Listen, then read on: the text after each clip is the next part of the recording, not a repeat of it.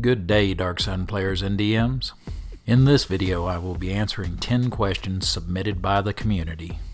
Over the last month or so, Robert Athas, the lead admin of the main Dark Sun Facebook group, has been posting asking group members to ask and or answer any questions they have about the setting. Most of these questions came from those weekly posts. Because these questions cover a wide range of Dark Sun related material, there may be spoilers in this video. If you are a player or just haven't got around to reading one of the 30-year-old novels I'll be referencing, consider yourself warned.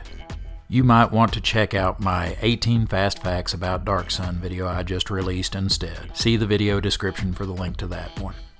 Now let me take a minute to introduce you to my game studio and the Dark Sun content we're making for the community before I get on to the questions.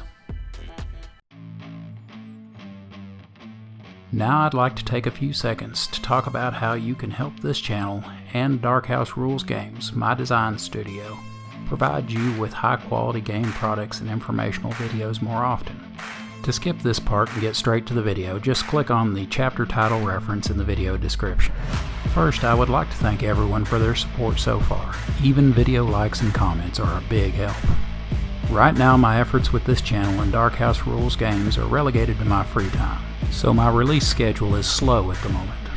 Outside of the videos you see here, I'm also writing and illustrating the city-state of Bailey and putting out the Champion of the Month, drawing new art, making new game tokens, and writing ready-to-use character sheets for each of the champions of Rajat who were active during the Decade of Heroes.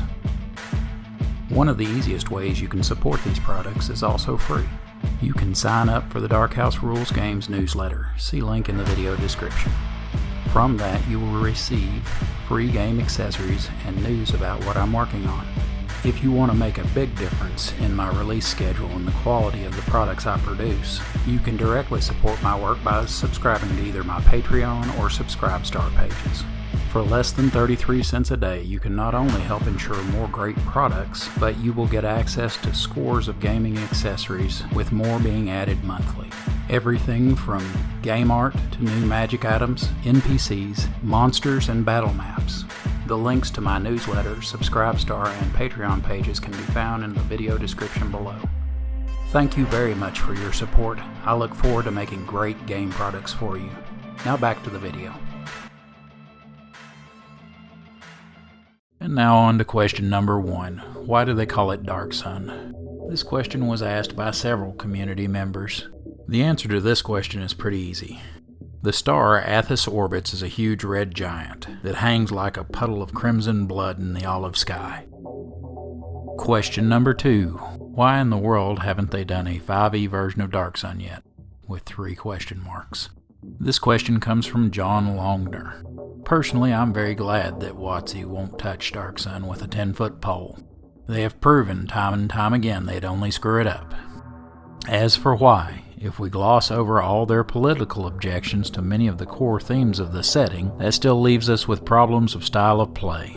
5e is a heroic high fantasy system where player characters face few true impediments towards achieving their goals.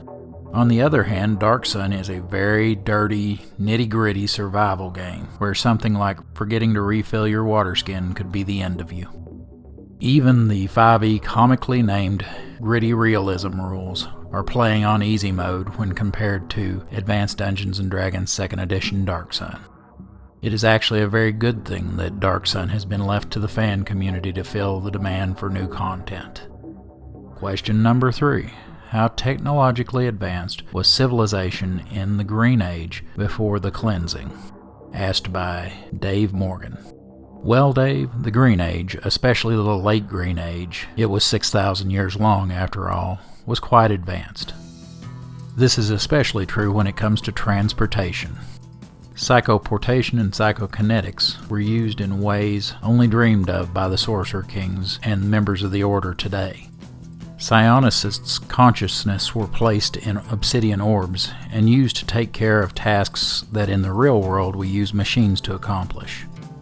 This is mentioned in both the history section of the Mind Lords of the Lost Sea and in the City by the Silt Sea. In the latter one such person, A Green Age halfling by the name of Catail the Mover is introduced. He was in an orb somewhere under the ruins of Gustanal. There he uses his psychokinetic powers to move people rapidly along subterranean tunnels. Although it does not appear anywhere in Dark Sun canon, it is not hard to imagine psychokinetic ships crisscrossing the skies between the cities of Green Age Athas. Number 4. Is it possible for someone to become a Dragon King? Question by Ryan Delaney. It depends on what you mean by Dragon King, Ryan. Through a huge amount of play, the Dragon King accessory gives Defiler Psionists a way to become Athasian dragons. If the dragon or other Sorcerer King don't wipe him out first, such a Defiler Psionicist could become a dragon who is also a king. Now, if you also want to be able to grant spells to Templars like Sorcerer Kings can, that's a different story. Dragon King says that ability is unique to them, granted by now extinct living elemental vortices. Having said that, with access to 10th level magic and super artifacts like the Dark Lens, who's to say what a Dragon PC and their DM will come up with? Number 5. How long's a King's Age? This is the second question from Dave Morgan in this video. The answer to this question can be found in the Dark Sun Rules book on page 85. There it shows the calendar of Tyr. The calendar has 2 cycles running concentrically, one with 11 parts, the Indolin cycle, and one with 7 parts called the Seophin cycle. The first cycle is completed when Rahl eclipses Guthay once every 11 years. The 7-part cycle completes when agitation of the cosmos leads to fury. What this means exactly is not explained. The first year of each King's Age is Rahl's fury, and the last year is Guthay's agitation. It takes 77 years to complete a King's Age. The timeline given in the original campaign setting box set starts on High Sun of the Priest's Defiance, the 44th year of the 190th King's Age. This means that, up to that point, the calendar of Tyr is 14,597 years old. More on that later. Question number 6. We have a second question from Ryan Delaney. He asks, what happened to the Dark Lens? In the last book of the Prism Pentad, the Cerulean Storm, on page 339, Sadeera throws it off a cliff near the Gates of Doom into the lava, the Ring of Fire. Question number 7. What is the best and easiest way to play Dark Sun as a VTT?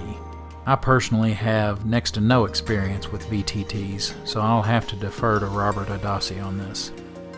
He advises using Fantasy Grounds. He has 8 years experience and said it is fully optimized. The one bit of help I can give you is this. On my Subscribestar page I have scores of monsters and NPC VTT tokens, as well as battle maps, many made just for Dark Sun. You can follow the link on screen to get them for yourself. Question number 8. Sasacha Stubly, sorry if I murdered your name there, asks, what kind of dragon is the only dragon of Athas? Well, before I get to the meat of this question, I have to say that Boris, who I assume you mean when you say Dragon of Athas, is technically not the only dragon on Athas. He is the only known dragon that has completed his metamorphosis. All but one of the other sorcerer monarchs are also dragons, they just haven't finished the process yet. There are also at least a few other NPC dragons knocking around the wastes as well. Now to answer the part of the question asking about the type of dragon he is. He's an Athasian dragon, a type unique to the Dark Sun setting. Unlike other settings that may have chromatic, metallic, gem, and even Midgard dragons, dragons in the Dark Sun setting all start out as humans, or half-elves, who have gained 20 levels as Psionicists and 20 levels as Defilers, and then went through 10 levels of complex and dangerous rituals to become less and less human and more dragon. This process is covered in depth in both Dragon Kings and Defilers and Preservers of Athas supplements. For a deep dive into Boris and how to run him in-game, check out my video, Building the Dragon. I'll put a card at the end of this video to take you to it. Number 9. This question comes from way down under. Luke Swaldling asks, what color would you describe the dragon as being? In the comments section to this question post, Luke was given some strange answers, many even purportedly taken from the Prism Pentad. Unfortunately, the art we've been given of the dragon is very sparse, and much of it is either lit in a way that the dragon's true color is either hard to discern, such as the cover of the Valley of Dust and Fire, or in black and white, as is the case in the Wanderer's Journal. I scoured all the 2e sources I reckoned might describe the dragon. I looked through the Wanderer's Journal, Dragon Kings, the Amber Enchantress, Valley of Dust and Fire, the Cerulean Storm, and Rise and Fall of a Dragon King. From this, the picture I formed of the dragon is that he is raked thin with bulbous joints and hard, knotted muscles. He has a whip-like tail and a long serpentine neck that sports a head with a pointed muzzle, and a ridged crest that runs from his twisted brow all the way down to the tip of his tail. As for his color, only one source actually speaks to that. On page 329 of the Amber Enchantress, it says of Boris, quote, "He had skin the color of iron," end quote. As you can see from this image search of iron ore, that leaves us with a lot of colors to choose from. When I drew the poster of Boris for the complete write-up of him I have posted on my Subscribestar page, I went with the brown and orange rusty look. Number 10, I'm going to close with a question from Rosaria Fiolia. Once again, sorry if I butchered your last name. I'm just a hick from East Tennessee, and you get a whole lot of vowels and string them together, and I don't know what to do with it. What is lying under Tyr? What it was before, and who inhabits it now? As to the first part of the question, the accessory city-state of Tyr describes what it refers to as under Tyr in the 5th chapter. There it goes into 8 subterranean pockets under the city-state. These are distinct areas that are not necessarily connected. One of our community fan creators, June Solar, is currently working on fleshing out under Tyr. He should be done soon. You can look him up on the Dark Sun Facebook page for more information on his project. When it comes to what was there before, Tyr has a very long history. This is why the calendar is pushing 15,000 years old. According to the Wanderer's Chronicle, back in the Blue Age, it started as a halfling city called Tyr Agai. Through the myriad years and ages that have passed, the city has been continuously inhabited, being conquered and rebuilt, layering level upon level of ruins below the bustling streets of modern Tyr. The last part of the question you asked about who lives there now, that depends upon how deep you go. Page 59 of City-State of Tyr gives a random encounter table for under Tyr.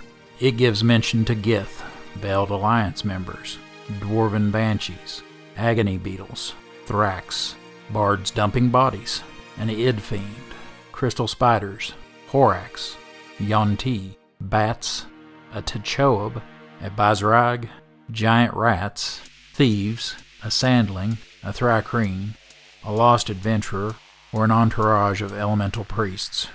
Really, you could put almost any subterranean Dark Sun creature, undead, or NPC that you wanted under Tyr. Well, that's it for this one. Feel free to use the comments to ask any questions that you would like me to answer in future videos. If you found this video informative or entertaining, please give it a like and consider subscribing to my channel. I hope you have a great day. Happy gaming.